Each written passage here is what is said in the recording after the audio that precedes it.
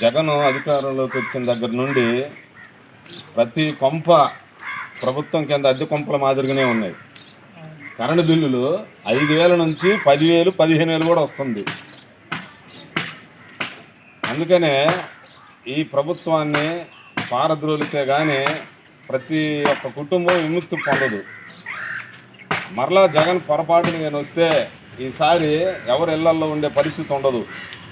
ఊరు బయట గుడారాలు వేసుకొని ఈ ఇంటి పన్ను దెబ్బకి, కరెంటు పన్ను దెబ్బకి గుడారాలలో కిరోసిన్ బుడ్లు పెట్టుకొని ఉండాల్సి వస్తుంది.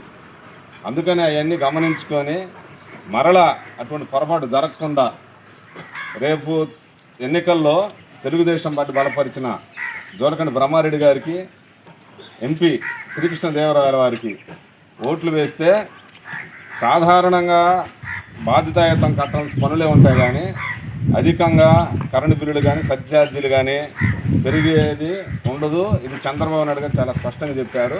రేపు తెలుగుదేశం పార్టీ బలపరిచిన అభ్యర్థులకు ఓట్లు వేసి గెలిపించారు.